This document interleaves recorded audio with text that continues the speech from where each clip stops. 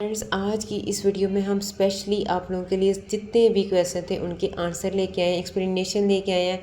हम आपको complete guideline देंगे, तो वीडियो को लास्ट तक देखें। हम हर चीज़ इंशाल्लाह एफआई से रिलेटेड आप लोगों को बताएंगे, ठीक है। जैसे कि सबको पता है, लास्ट जो सेशन है वो एफआई का है। ये 1-2 दिनों में जिसका लास्ट बैच है वो भी क्लोज़ हो जाएगा। अब जब क्लोज़ हो जाते हैं टेस्ट जो भी है, क्योंकि बहुत ज़्यादा कैंडिडेट्स ने अप्लाई किया हुआ था ना, तो ज़्यादा से ज़्यादा 15 दिनों के अंदर आ सकता है। मे भी 1-2 दिन पीछे आ जाए, 10 से 12 दिनों में आ जाए, या 1-2 दिन ऊपर आ जाए। लेकिन जो एक्सपेक्टेड होता है ना कि रिज़ल्ट जब अनाउंस होना हो, वो डेट आपका जो लास्ट होता है ना बैच, उसके 15 डेज़ के अंदर अंदर हो जाता है। लेकिन चूंकि आपको पता है कैंडिडेट्स बहुत ज़्यादा थे, बहुत ज़्यादा लोगों ने अप्लाई किया हुआ था, तो मे बी 15 या 20, मैक्सिमम 20 इंशाल्लाह इस तक डेट तक ना आपका रिज़ल्ट आ जाएगा, ठीक है। अब बात करते हैं पेपर पैटर्न की। तो जितने भी आप लोगों ने पेपर पास पे देखे होंगे ना, पास पेपर में ये जो था ना, ये टोटली अनएक्सपेक्टेड सा था, आउट ऑफ सिलेबस था। अब एफआईए ने जो अपनी वेबसाइट पे सिलेबस अपडेट किया हुआ था, उसने वो पैटर्न फॉलो नहीं किया। तो इसका सलूशन भी आपको लास्ट में बताएंगे। लेकिन अब हम बात कर रहे हैं पेपर का कि एक्सट्रीम टफ था, ठीक है। एक्सट्रीम लेवल टफ था पेपर, और इस वजह से जो एस्पायरेंट्स से शदीद मायूस हुए, तशवीश भी पाएगी सूरत हाल का। अब ये भी जायज़ा लेते हैं क्यों ये सब हुआ ना। तो ये सब इसलिए हुआ कि जो सिलेबस था वो बिल्कुल टोटली अनएक्सपेक्टेड था, अनसीन था।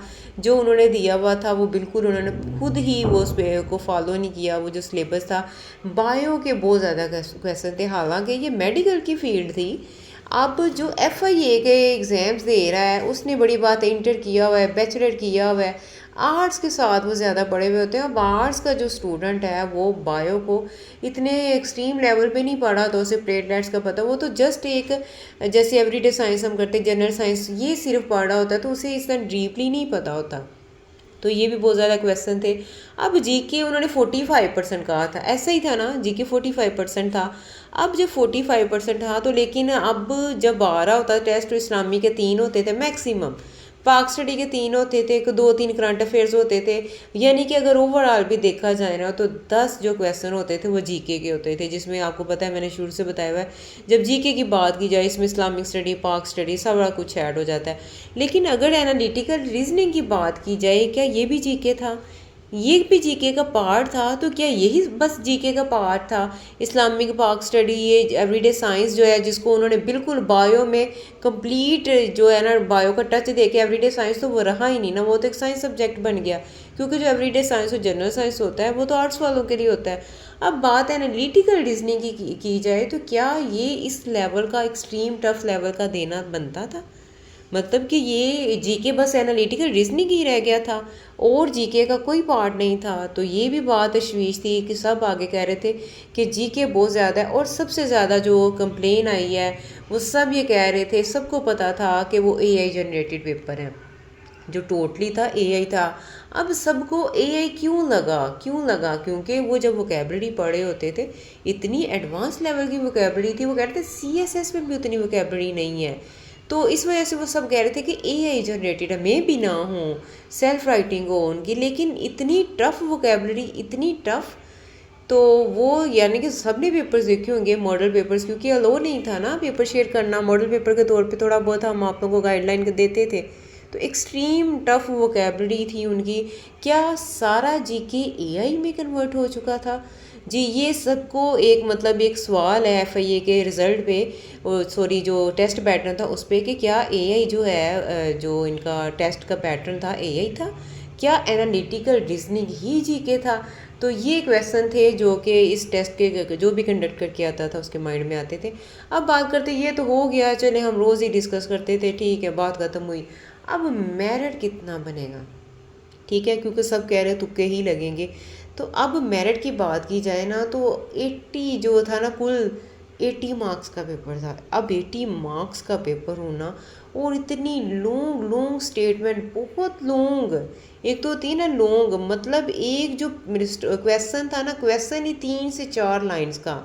अब बात देखिए, स्टेटमेंट कितनी क्वेश्चन की लॉन्ग थी, फिर उसके जो क्वेश्चन के चॉइसेस थे, ऑप्शंस थी, वो बहुत ज़्यादा लॉन्ग थी।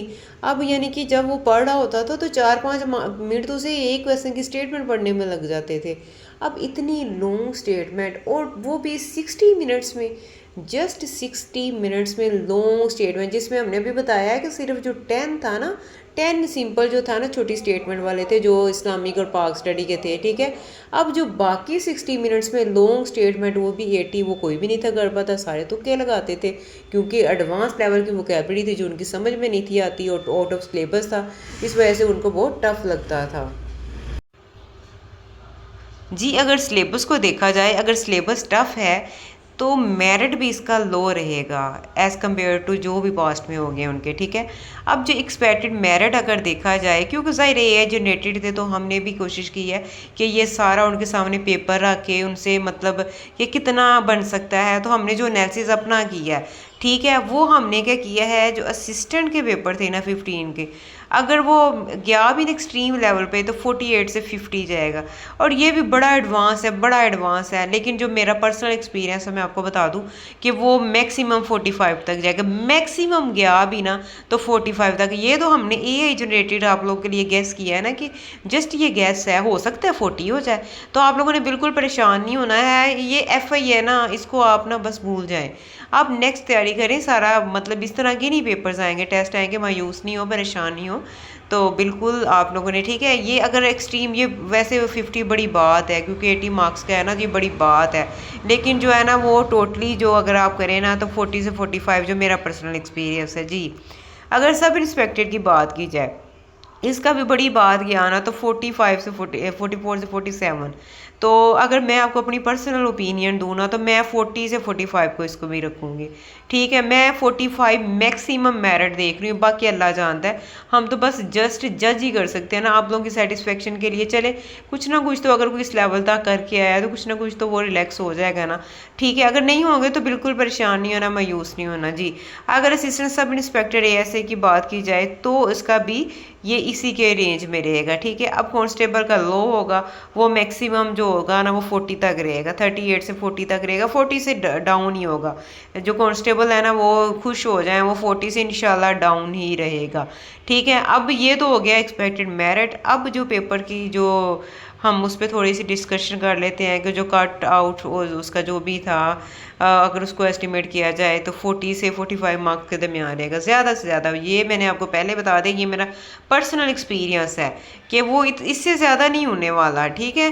अब किसको फाइनल इंटरव्यू की तैयारी करनी चाहिए, इंटरव्यू की कॉल आएगी जिसके 40% भी हुए हैं ना सही, उसे लग रहा है कि 40 से 45% वो आएगा, तो वो इंटरव्यू की तैयारी स्टार्ट कर दे, इंशाल्लाह उसको इंटरव्यू की कॉल ज़रूर आएगी। बाकी हो सकता है आपके तुक्के लग जाएं, आपका 45+ भी आ जाए मेरिट, बाज़ लोगों के बड़े तुक्के लगते हैं और बाज़ के नहीं भी लगते, ठीक है।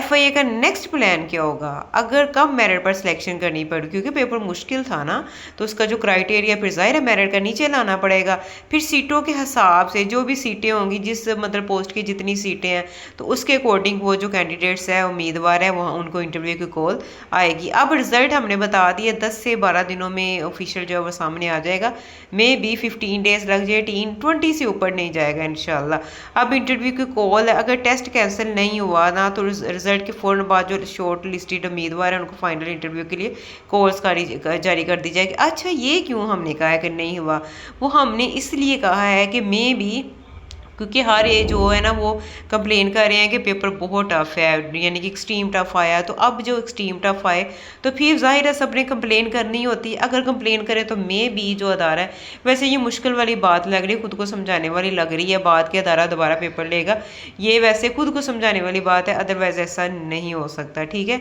अब ये तो है, अगर अपने हक के लिए आवाज़ उठाई जाए तो फिर ये हो सकता है सब जो हाँ अपने मुस्तकबिल के लिए जो सरासर जो पेपर है वो सिलेबस के खिलाफ था, मतलब ये लाजमी पैगाम है ना कि हो सकता है वो बायो का सवाल थे, GK ना होने के बराबर था, हालांकि कहा गया था ना 45% GK है। तो ये ज़रूर कंप्लेन किया करें, अपने हक के लिए आवाज़ उठानी सीखें, तो कंप्लेन शिकायत ज़रूर अगर ये करवाई तो मे भी हो सकता है FIA जो है वो दोबारा टेस्ट कंडक्ट कर ले, ये पॉसिबिलिटी है, ये हो सकता है। तो इसलिए कोशिश करें अपने हक के लिए आवाज़ उठाएं, अगर ऐसा हुआ तो फिर शायद वो दोबारा जो है वो कंडक्ट करे, ठीक है।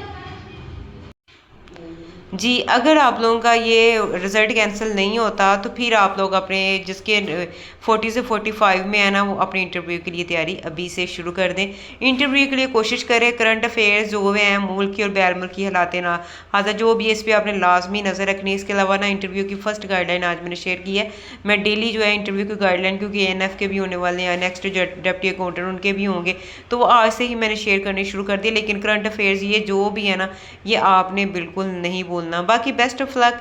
अब फ्यूचर में इंशाल्लाह सीट्स आती रहेंगी आप लोगों के लिए, इंशाल्लाह इसी तरह की अपॉर्चुनिटी मिलती रहेंगी।